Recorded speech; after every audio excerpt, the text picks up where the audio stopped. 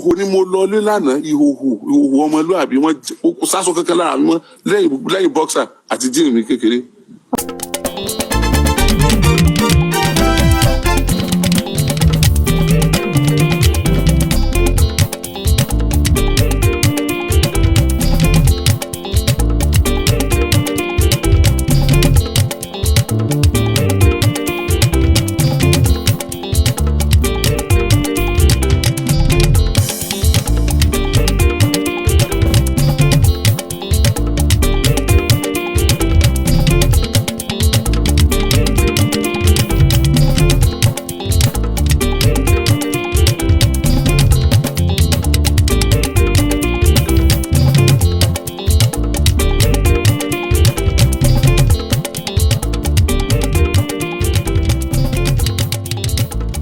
Ìhòhò ni mo lọ lé lánàá, ìhòhò ọmọlúàbí wọn sásọ kankan lára mi mọ́ lẹ́yìn boxer àti jíìnì mi kékeré.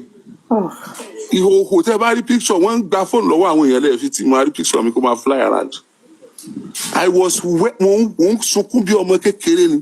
Àtọlọ́pàá àti road safety àti ultima ni wọ́n ń rẹ̀ mí. Táwọn òbí yẹn gan ń rí mi táwọn gan bú ẹkún tí wọ́n ń sunkún. Ìwé tí àwọn èèyàn wá fi ń ṣe wọ́n ṣubú léra wọn kí n sí bẹ́ẹ̀ o mo dẹ̀ sáré débẹ̀. Àwọn tó ṣubú yẹn jẹ́ àgbé wọn mo dẹ̀ ń gbé wọn ẹ̀yin tẹ́ ẹ̀ sí bẹ́ẹ̀ tẹ́ ẹ̀ ṣubú sì tún rọ́ọ̀ṣì wá wájú ẹ̀ sì tún tẹ̀ wọ́n again.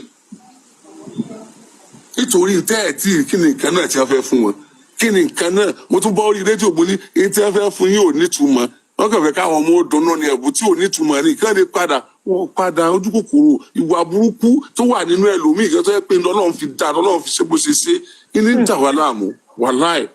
I pity the woman I pity her and I even pity myself. Ní ṣe bẹ́ẹ̀ mọ́ mo ní tó jẹ́ kí n máa gbowó children carnival tí mo ṣe lágídígbò mo ní mo fi ń regulate ẹni owó tí mo fún ẹ mo lè fún ẹ lọ́fẹ̀ẹ́ but tí n bá fowó sí wọ́n da gbogbo ẹ̀rù wọ́n ti yọ géètì fẹ́ǹsì mi géètì àgídígbò bó ṣe nípọn tó yẹn wọ́n yọ wọ́n ti tì ó ti fẹ́ ṣubú lu àwọn tó wà nínú ilé ńjọ́ náà kí n tó mú kí ni ẹ bá lé wọn tí mo lé wọn dànù nígbà tí mo fi padà wọbẹ̀ géètì yẹn ti fẹ́ wó lu àwọn tó wà tí ẹ̀ rí pé géètì ti fẹ́ wó ni tó bá dẹ̀ tí géètì yẹn tó wó géètì tó ní òní wọ́n rọ̀ wọlé wọ́n wà máa tẹ àwọn tó wà nínú tó ti wó lu yẹn wọ́n máa tẹ̀ wọ́n mọ́lẹ̀ nítorí tí wọ́n fẹ́ they don't care life ò ní túmọ̀ sáwọn táwa gan care fún àwọn táwa gan fẹ́ mọ̀ ṣàánú yẹn gan ò láàánú ara wọn láàánú àwa gan. So ibi tá a bára wa dé ni o wàláhì woman yẹn try o ọlọ́pàá tá à ń expect yọ kó dé ní 8 o'clock wọ́n ti dabẹ̀ yẹn rú láti 5 o'clock. Ìta sọ ìṣẹ̀lẹ̀ some minutes to 7 náà bẹ̀rẹ̀ sí ní tẹ àwọn ọmọlẹ̀. Aláàjì á jẹ́ wípé wọ́n já géètì wọlé nìyẹn o. Géètì tó yẹ pé wọ́n ti tì ọdẹ wà ń bẹ̀ wọ́n fọ́ọ̀sì géètì okùn tó fi ti géètì láàrin bírèkì ni. tó wà ní 400 ó sì wá wájú oní nọ́mbà 3 ó sì ló wọn yà fọ́tò ó sì bẹ̀rẹ̀ wàhálà. Ẹlòmíì ó ti ọmọ ẹ̀ sí mi báyìí ọmọ òṣùbù yóò forí gbálẹ̀ yóò mọ̀ ṣẹ̀jẹ̀. Ilé sọ yọ òbí tí mo ti arrest silently fúnra mi tí mo tì mọ́lé nítorí bó ṣe ṣe ọmọ. Mo ní mo fẹ́ fún wọn lóúnjẹ ní kòtò àánú mo pè yẹn 1000 èèyàn 3000 plus dẹ̀ wá mo sì dá wọn 1000 lóǹtàn ẹ̀yin 3000 tó kù ẹ̀ tó kò lè ẹ̀yin 2000 tó kù ẹ̀ tó kò lè tó ń táwọn yẹn gbà tọ́ra àwọn mo pè ṣùgbọ́n inú ò ní sanwó lọlé o. Mo fún wọn ní ráìsì abọ́ méjì ẹ̀wà abọ́ méjì gàrí abọ́ mẹ́rin ni mo fẹ́ nìkọ̀ọ̀kan nínú àwọn tí mo pè yẹn o. Ṣé ẹ mọ̀ pé èèyàn kan nínú àwọn tí ò rí gbàdé lọ́ba pé dákun ó tiẹ̀ jẹ́ gàrí agolo 5 fún mi nínú tí wọ́n fún ọ ó lóun ò lè fún o ó lóun ò lè fún ó lè dànù. Nígbà tí mo wá fẹ́ mọ fún àwọn tí ò rí gbà lákọ̀ọ́kọ́ padà tí mo ní wọn ó tò ṣé ẹ mọ̀ pé ẹni àkọ́kọ́ tó lóun ò lè fún yẹn tún padà wá tò ó dẹ̀ ń tì wọ́n ó dẹ̀ ń dabẹ̀rú. Kò mọ̀ pé mo rí òun lákọ̀ọ́kọ́ ó sì padà wá fẹ́ mọ̀ dabẹ̀rú greediness ojú kòkòrò ìmọ̀tara ẹni nìkan tó bá ti jẹ́ pé nǹkan ọ̀fẹ́ wọn kò rí láìfù ọmọ wọn tó ọmọ rí ó jẹ́ wọn ọ̀mọ́ nítorí ọ̀sọ́ ọmọ wọn ò kí ẹ̀ ìdíwé tí wọ́n ṣe máa ń ṣe Ọlọ́run kódà ó dàbí pé kéèyàn máa lójú àánú gan Ọlọ́run ò nífẹ̀ẹ́ sí gan bóyá Ọlọ́run ò fẹ́ because èmi tí mo bá yín sọ̀rọ̀ yìí tó wá jẹ́ pé wọ́n débi venue wọ́n jẹ́ òun ò tí ì bẹ̀ wọ́n rí venue yẹn wọ́n rí nǹkan kan ṣe wọ́n ò tí ì bẹ̀rẹ̀ program anybody ò tí ì dé. Alhaji just to clarify ibi táwọn èrò ta ti rí yẹn wọn ì tí kọjá síbi tán ti fẹ́ ṣe nǹkan gangan. Ojú títì rẹ̀ ń wò yẹn, ojú títì ni. So ibo ni stampede yẹn wá ti ṣẹlẹ̀. Ẹnu entrance. While they were trying to force themselves in or out. Yes.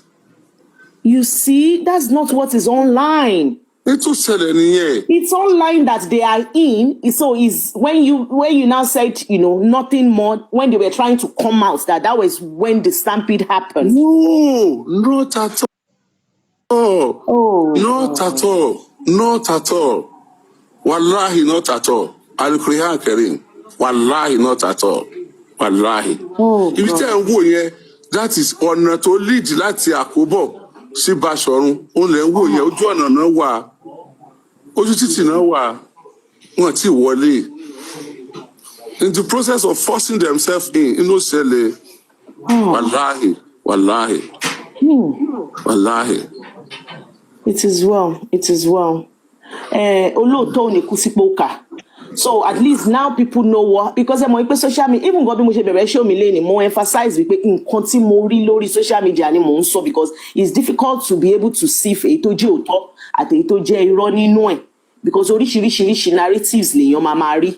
So we actually thought that they were already in the venue, and that was why I'm thinking, why were they allowed into the venue in the first place? So I thought pé photo tí mo rí yẹn was inside ibi tó ti fẹ́ ṣe nǹkan, mo ṣe ń wò pé kò sí chair, pé kò sí bọ́n ṣe fẹ́ jókòó gan dìwé tí wọ́n gbogbo wọn ṣe fún papọ̀. Àga wà bẹ́ẹ̀, wàláhì àga wà bẹ́ẹ̀. Àga 7,000 ní woman yẹn gbà. Àga 7,000 ló gbà, ó gbàgà. Ẹnu géètì náà rí. Náà mo sọ fún wọn. Wọ́n rí lónìí. Wọ́n ti wọlé. Honestly, if there's any questions, I'm ready to answer. Wallahi. Èèyàn kan béèrè sí wípé, but they said some people were inside the venue sleeping there already. Yes, mo ti sọ. Mo ní lálẹ́ àná tí mo lọ check wọn tí wọ́n wà níta, tí wọ́n fẹ́ sùn ta pẹ̀lú àwọn ọmọ kéékèèké, ni wọ́n wọlé. Mo dẹ̀ sọ fún wọn pé mo fẹ́ dọ́fíìsì o, mo ń padà bọ̀, màá wá bẹ́ẹ̀ ṣe sùn, tẹ̀sí ní sùn ta o. My plan was to take them to my station láti sùn Àgídìgbò mọ́jú. In fact, some people even slept in Àgídìgbò. But mo ṣe ń drive out báyìí, wọ́n rọ wẹnu gate yẹn ni wọ́n wọlé ní straight. Mo dẹ̀ sọ fáwọn security tó wà bẹ́ẹ̀ pé leave them, ẹ má chase wọn jáde, wọ́n wà bẹ́ẹ̀. Okay, so àwọn yẹn nìkan, which was your consent? And I'm sure àwọn few people ẹ̀ ń sọ yẹn, not a lot of people. Lord, not a lot of people. Àwọn yẹn tó wọlé lánàá, bóyá bí 700. Ní Tuesday, tán wọlé ló kọ̀ láyẹn, bóyá bí 700. And I was contented with that. Not that I asked them to come, but mo ṣe drive out. Wọ́n rush, wọ́n gbàdẹ̀kùn wọlé lọ́wọ́ ẹni yẹn. Wọ́n dẹ̀ wọlé. Mo dẹ̀ sọ fún security yẹn pé leave them. That was all. Àwọn yẹn ló sùn bẹ̀ mọ́jú.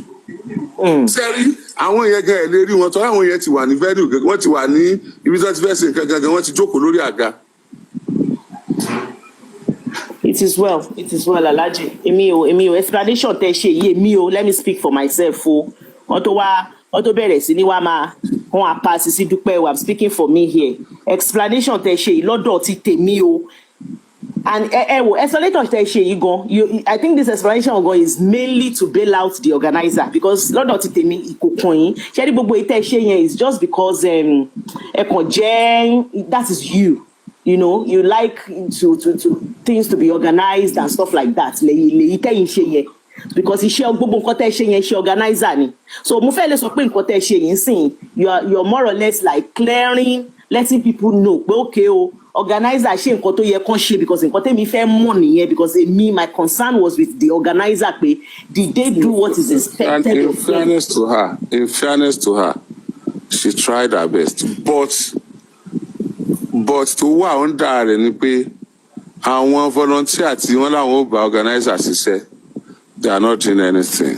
The volunteers, they are not doing anything. Then I observe pé òun ni kẹ́mọ́kéèyàn ní vision. Káwọn tó sọ̀rọ̀ àdìyàn wá máa ṣe bíi pé àwọn support vision. But kí vision yẹn máa yé wọn, kán dẹ̀ má lè put everything into it. And they weren't asking question. At all. At all.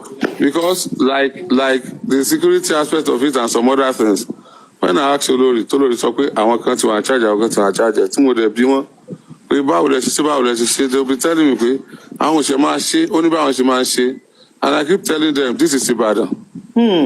This is Ibadan. I think that is where táwọn èèyàn fi ń sọ wípé Oriyomi should know better because Ibadan is your base. But now we know that you know better and you did your best.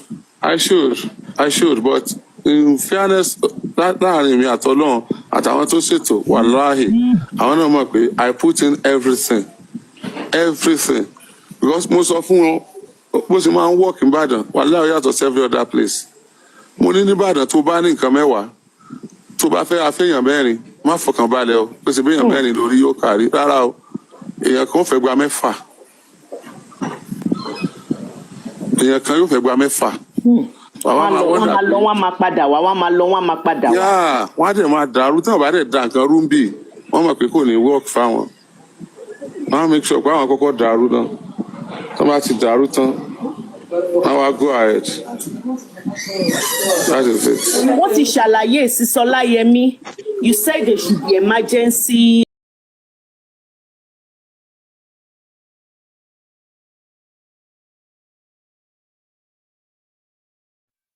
Kí Ọlọ́run ọba Elédùmarè kó má ṣe jẹ́ kí èyí tá a rò kó ba èyí tá a ń rò jẹ́. A kú dédé àsìkò yìí níbikíbi tá a bá ti ń wo ìkànnì yìí.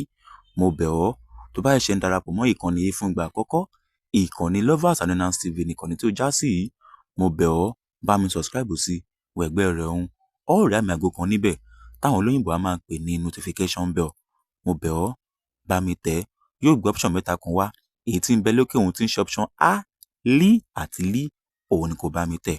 Tó bá ti tẹ̀ tán yọ̀ǹda rẹ̀ ó láǹfààní láti máa wo àwọn ètò wa ní gbogbo ìgbà tá a bá ti gbé wọn jáde. Má ṣe sì gbàgbé láti like fídíò yìí.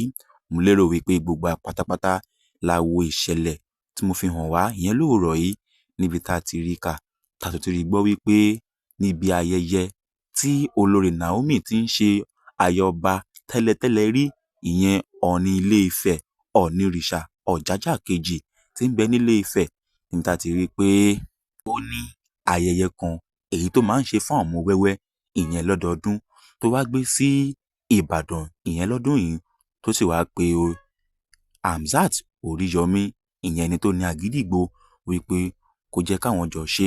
Mo lérò pé gbogbo pátápátá la wo fọ́nrán yìí lówùrọ̀ yìí tá a sì fi léde wípé ọmọ 22 ni àwọn ọmọ tí wọ́n jẹ́ Ọlọ́run bá ní pé àmọ́ nígbà tí wọn yóò fi ṣàyẹ̀wò àwọn ọmọ tí wọ́n jẹ́ Ọlọ́run bá ní pé ní ìrọ̀lẹ́ yìí òun náà ti wá rí kà wípé ọmọ 35 làwọn ọmọ tí wọ́n jẹ́ Ọlọ́run bá ní pé àti pé àwọn 6 tó kù wọ́n ń bẹ nílé ìwòsàn níbi tí àwọn òbí ti ń wojú wọn bóyá wọn yóò kú tàbí wọn yóò yè. Àmọ́ bá ti ń bá yín sọ̀rọ̀ lówùúrọ̀ yìí ní ìrọ̀lẹ́ yìí ẹnu mi àgò ibẹ̀ láti rí gbọ́ wípé àwọn agbófinró ńkọ́ wọ́n ti wá mú olórí Naomi àtàwọn tí ń bẹ ní àgídìgbò àti olórí adarí ilé ìwé ìyẹn Bashorun Islamic High School. Ọlọ́pàá ti wá kó gbogbo wọn láti fi ọ̀rọ̀ kékeré kan wọn lẹ́nu wò bí iṣu ṣe kún àti bí ọ̀bẹ ṣe bù ú. Ẹ má sì jẹ́ kí a gbàgbé wípé olórí Naomi kò ní lọ́kàn wípé òun fẹ́ wá pa àwọn ọmọ yìí o àmọ́ àìní sùúrù àti àìbìkítà àwọn òbí lọ́kàn tèmi òun ló pa àwọn ọmọ yìí. Àmọ́ bẹ́ẹ̀ bá ṣe jẹ́ bí ẹjọ́ bá ṣe jẹ́ ẹnu mi àgò ìyẹn ní àgọ́ ọlọ́pàá a ó ti fi máa hàn yín ohun tó bá sọ níbẹ̀. Èyí ni ìròyìn tí mo rò pé kó má jẹ́ pé èmi nìkan ṣo ní ń gbọ́ àti pé etí tó gbà lọ ò gbọ́dọ̀ gbọ́ àbọ̀. Àwọn agbófinró wọ́n ti wá fọwọ́ òfin gbé olórí Naomi ìyẹn aya ọba tẹ́lẹ̀tẹ́lẹ̀ rí ti Ilé Ifẹ̀ àti àwọn tí wọ́n jọ ṣe àdàgbà ètò ayẹyẹ yìí. Kódà àwọn tí ń bẹ ní àgídìgbò léyìí tí olórí àti adarí ibẹ̀ jẹ́ Hamzat Oriyomi àtàwọn 6 kan pẹ̀lú olórí ilé ìwé Bashorun Islamic High School ìyẹn tí ń bẹ nílùú Ìbàdàn. K'Elédùmarè ọba kó máa fi ìṣọ́ ẹ̀ṣọ́ wa kó má ṣe jẹ́ kí a ṣòfò ọmọ. Èyí ni ìṣẹ̀lẹ̀ abàmì èyí tó ṣẹlẹ̀ ìyẹn ní ìlú Ìbàdàn ní àná. Mo rọ̀ ọ́ lẹ́ẹ̀kan sí tó bá ṣe ń darapọ̀ mọ́ ìkànnì fún ìgbà àkọ́kọ́ ìkànnì Lovers and Learners TV ni o bá mi subscribe sí wẹ̀gbẹ́ rẹ̀ ohun ọ̀rẹ́ àmì àgbo kan níbẹ̀ táwọn olóyìnbó ń pè notification bell bá mi tẹ̀ yóò gbé option mẹ́ta kan wá èyí tí ń bẹ lókè òun tí ń ṣe option A, B,